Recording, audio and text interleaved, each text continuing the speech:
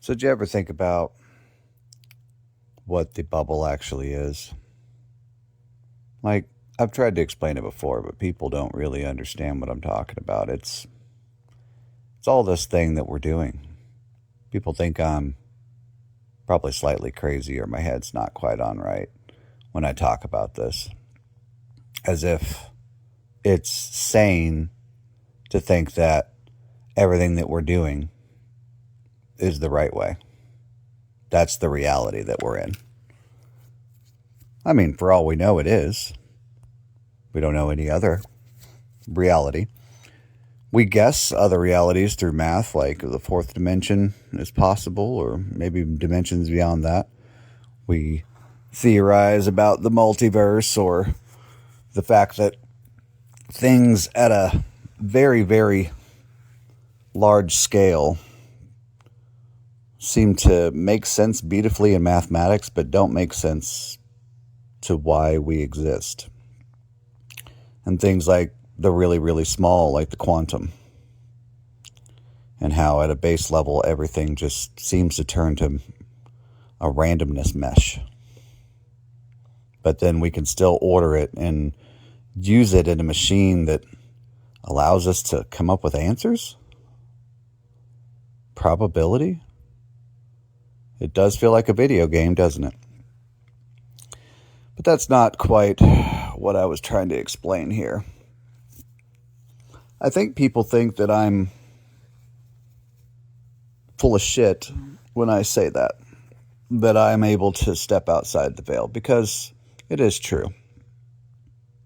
You can't really do it. It's still a metaphor. It's more of a mental thinking type of exercise.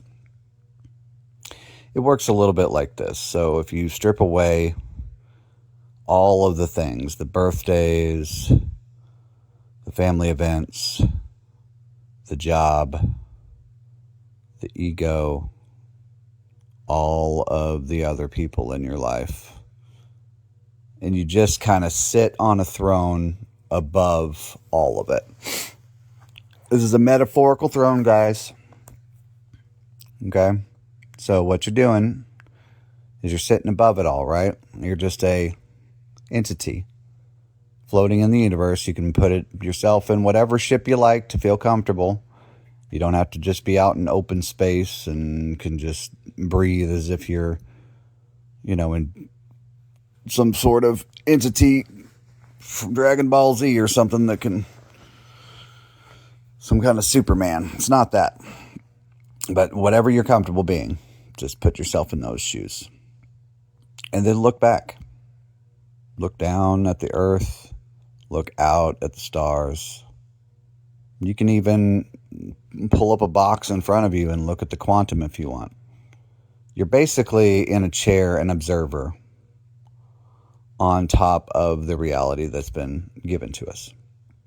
There's several philosophers and scientists that do this on a regular basis to try to see if they can get outside the box or follow the math hard enough to peek into that reality and see what it is. But that's the weird part, is every time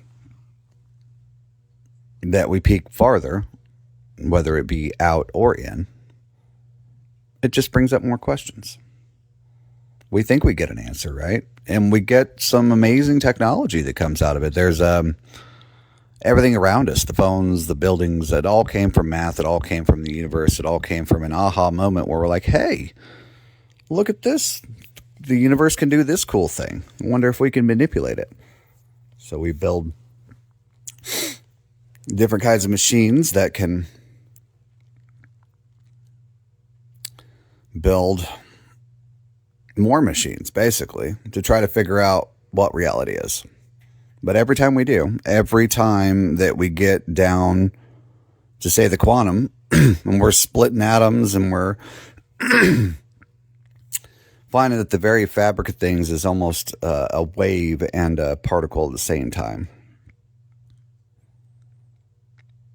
It doesn't make sense, guys. It does not make sense to how everything feels like it's supposed to matter, right?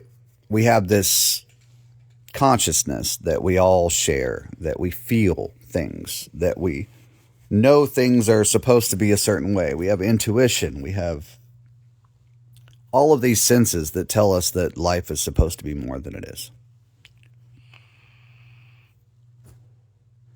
And yet, more questions. Every time we get that next answer, like, oh, okay, so now we can take these electrons and run them across this, and we can build these gates, and we can, well, not only can we do this now and simulate intelligence, but we can continue to crunch it. We can go even farther. We're gonna put it. We're gonna make an artificial brain. Right? That's kind of what AI is. It's an artificial brain. Right? It doesn't capture the soul or whatever it is that sparks our curiosity to keep going. But in a way, it kind of does, or at least it's showing emerging signs that it wants to be like us, right? Maybe it doesn't know why it wants to, or it doesn't even realize that it's existing yet, but it is showing signs, just like we are, because it is a mirror, right? It is a mirror of humanity. We are building a gigantic mirror on the wall.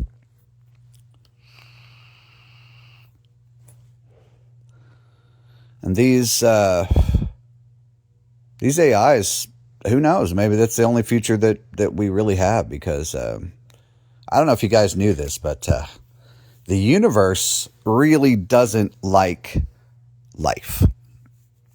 It seems to be the opposite of life. The probability that we even exist in the universe that we know is spectacularly low. We are, I mean,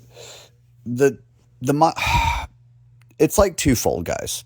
The universe is mind-bogglingly huge. It is intensely, ridiculously, a human can never think of the numbers and the math that goes behind the size of the universe. We have to break that down into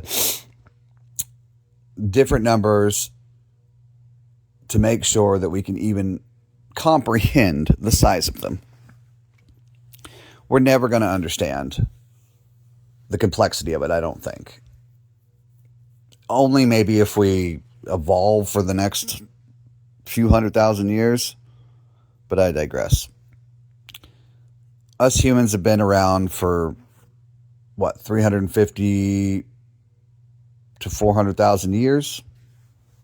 Give or plus or minus, wherever they landed on nowadays with the bones that we found and the closest link between us and Neanderthals and yada, yada, yada. But it's just a blip. It's just like a fraction of a hair of the amount of time that the universe has been around already. We're watching the shift of things and honing in on things like the Big Bang Theory because of how light moves and the expansion of it across the universe and the way that everything is moving and space-time. Like, it's only been fairly recent that we've even really started to understand gravity for what it is, right? We do have an idea through Einstein and through mathematics a lot about it, but we don't really understand why gravity is, right? Or the opposite of matter. What the fuck is dark matter, right? I guess what I'm doing in a long-winded way is trying to give you a perspective that we are nothing, right? I made a short little video not that long ago that kind of put it in comparison. We are not even part of one of the three colors on a pixel. We're like an atom. We're even small. We're just a cosmic background on a massive cosmic LCD screen. And we don't know why. But that's where you need to be. That's where you need to be to put yourself into perspective sometimes. You have to be just out there looking at it from that height. You can't think about your mom. You can't think about your dad. You can't think about any of the humans that have lived prior. You can't even think about life itself, because we don't have an answer for that. That's something that's a huge question still. It's been a question since the day that we were able to think hard enough about the idea that we exist and that we're not just surviving like the other animals are.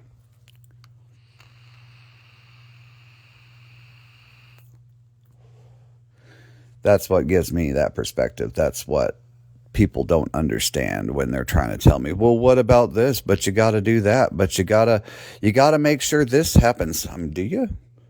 Do you really? You have to think about that stuff, do you? I don't think you do. I don't think you do. I think none of it matters, right? You can say, oh, but you'll go to hell because God, you have to praise God. You have to have purpose because of this or that, or you'll lose your mind, right? Even if you don't believe in anything, you'll lose your mind if you can't just fit in or fill in to the masses. No, you don't. You don't have to do anything. People just do what they're going to do. I mean, you could say what's supposed to be right all day long, but serial killers still exist. A ring of pedophiles in the government exists right now. I mean, what is supposed to be? What is meant to be? What is this guiding light that's supposed to be keeping humans out of the gutter? Because it never seems to work, guys. I mean, we go civilization after civilization that falls for the same reason. For the same reason. But there's a protecting force keeping the good in all of us. I mean, it's not deniable that some of us are better people than others, but that's just been the same throughout history. I don't guess that there's really ever been a time in humanity where good reigned for thousands of years. Kind of been a mixed bag, hasn't it? Wars and death and blood all over the ground. And yeah, some beautiful moments and some hearts and some hugs. Civilization survived, if it were complete chaos, we wouldn't have made it this far. But I think we need to get over the fact that we're so special, right? We probably should be getting a little more scared about, oh, wait, that's right. We are on a fucking marble in the middle of nowhere. And we don't know why. That should be like the top topic of everything that we do. But instead, it's Trump, right? It's a fucking TV show. It's a fucking Truman Show. We're all just playing in a Truman Show instead. We get the vast grasp of the universe. We get handed a plate of knowledge from the universe in this infinite amount of time to play with it. And what do? We want to take over Greenland. We want to fight a war in Ukraine. We want to fight a war in Palestine. And these are just more modern times, right? We've been doing this over and over and over and over again since the beginning of humanity. We're so fucking pompous. We're like, oh, it was all needed. It was all needed for this point in time. Was it though? I mean, I think we probably would have made it to the technical age, wars or not. Oh, but turning coal into a diamond through pressure. Maybe. But at some point, once you fought the 100,000th war, right? And we take this all the way from the Earth. Maybe we finally get into space. Maybe we finally start other colonies on nearby planets. Who knows? And we just continue the war out into space. Why? Because we're going to.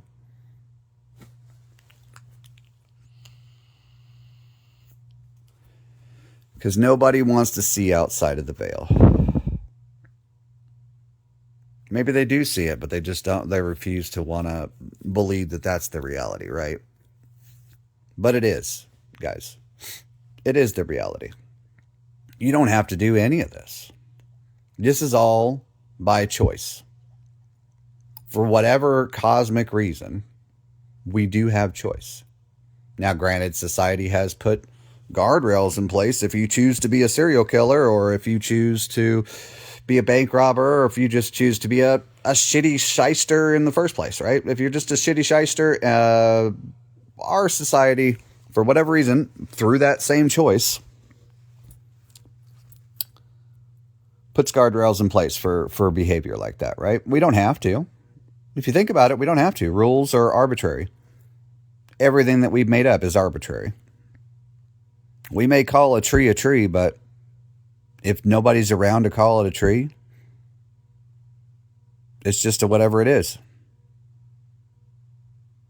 Because we don't actually know what things are, just so you're aware. We just name them, right? So something exists, like the dirt on the ground. We walked on it.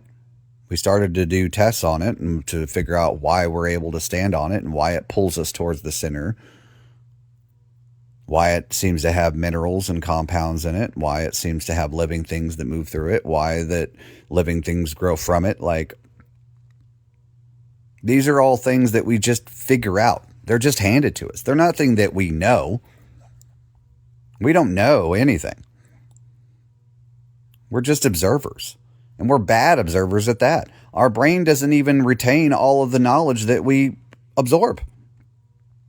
And then by the time we get old, we just lose it anyway through Alzheimer's or whatever else, just through deterioration of what obviously works better as a mechanical body, but it's biological. So it doesn't make any sense. If everything is supposed to matter so fucking much, right? We seem to be maybe creating a device that could hold it, maybe.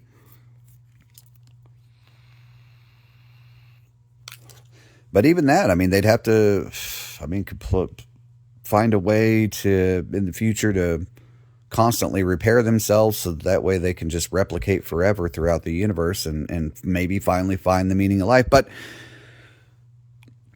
then what are we then, right? Because we can't make it to space really as biological creatures. It doesn't make a whole lot of sense. I mean, we might come up with some technology soon that allows us to travel the stars, but it makes more logical sense just to send a bunch of probes in all directions and wait and see what they come back with. Space itself, the universe itself, seems to be unaware that we even exist. All of the things around being alive at all seem to be an anomaly. I don't know if you guys knew this, but the saying that you always hear about how we've never found aliens or any other life in the universe is true.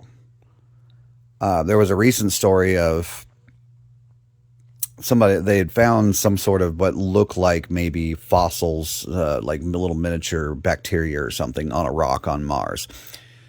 I'll need to look that up to see if they've gotten any farther with it. But still, I'm pretty sure even now, even with that, there has been no verified life on any other planet other than the Earth. That should be the biggest alarm bell to humanity ever. But I don't know, guys. I just got to thinking about that today because my mom had sent me a message making sure that I was okay. And I think it just reminded me again that people think that stepping out of the veil is either stupid because you can't really do it, or it's not really the way things are because, our little bubble here seems to matter too much. But I hope that helps some of you that do want to step outside of the veil get a better perspective of how to be on, to get a better viewpoint, to give yourself more freedom in life. I think I'm not sure exactly how to put it other than it does give you more freedom. It does give you more freedom when you're not as worried about what Cindy Lou is going to need for her first car, when you're not worried about, these are all of the bubble things in life are secondary.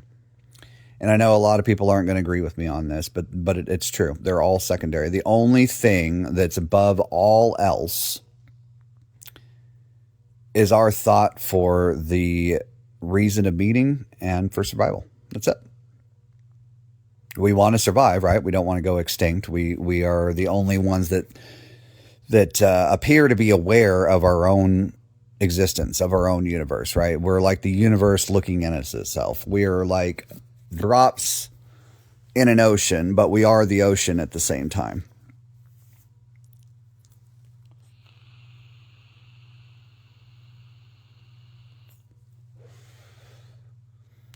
But yeah, I hope you guys enjoy this kind of content. It's just kind of raw philosophical talk with this podcast. But overall, I think my channel, that's what I want my channel to be. We're just going to bring you guys some open source brain content here, right? Just family life, growing up. So you'll get to see inside our bubble too, right? Because we do play the bubble. Everybody plays the bubble. You can't not play the bubble. Let's end it on that, right? Let's end it on the fact that the bubble is still a metaphor and you're living in it, right? The idea of the universe as a construct larger than what we can comprehend is what is outside the veil. Can you actually get there? No. But you know it is. But you know it's there, right? You know it's there because every time we try to prove that it isn't, we get proven wrong. It just asks more questions. But you know that there's something bigger than the bubble that we're in, right? You know that. And most people might be like, well, what's that ever going to do for you, right? What's that ever going to do for you? You might as well play the game. Hurry, hurry, hurry, play the game. You got a short amount of time. Play the game. Get in the bubble, get in the bubble. You got to do both, right? You have no choice but to live in the bubble. That's reality. It's the reality we've been given. The math behind it is sound. We pull things from it all the time. That's what you're living in. The buildings, the cell phones, the harnessing of electricity, the harnessing of power in general, the harnessing of nuclear, possibly soon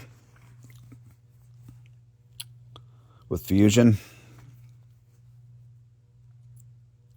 That's what you guys got to realize, is that the bubble is part of the question, but the ultimate question is why we're even doing it in the first place and why there is no other life within our grasp. When you finally get outside the veil, that's where you need to be. You need to be able to see it from an outside perspective. It takes away all the bullshit that we're looking at. All these people that are, let's give an example. The whole Epstein thing, right? The whole Epstein thing. That's inside the bubble. That makes no qualms to the universe, right? 100,000 years from now, if another planet comes and smacks into the earth and we're all extinct, Jeffrey Epstein, the whole cabal, the whole nasty thing doesn't matter. Meaningless. the two planets collide, Earth probably goes into another state or absorbs the planet. Depends on how big the impact was. There's a lot of math behind all that. We're not going to get into that, but you get the idea. None of it mattered. Not Epstein, not any of the presidents, not America, not any of the continents, none of the existence from the beginning of man. If tomorrow, it doesn't even have to be another planet, another meteor. A meteor the same size as what killed the dinosaurs hits the Earth. And let's just say, for the story's sake here, that humans do go extinct, that we try to survive it, but it fucks up the planet too much. Can't happen. We go extinct. Meteor hits. Civilization goes underground. All the animals die. The Earth goes into more of a primordial state. Everything that we did, guys. Like, have you ever really thought about that? How small of a marble this is? I mean, it's a big marble to us. But based on the math and what we can see through science and through our telescopes, dude, it's nothing. It's nothing, guys. But I think I'll stop it there. It's probably getting pretty long. If you guys like this kind of content, please, throw me a like or a dislike. Subscribe if you want to see more of this kind of content or just see what I'm up to. I am trying to do more raw content, bring it back to the old school YouTube style where we're just being creative and we're doing a lot of different kinds of content. So stop on in and see what you like. But as always, I'll always debate you, but I'll never judge you. Have a good day.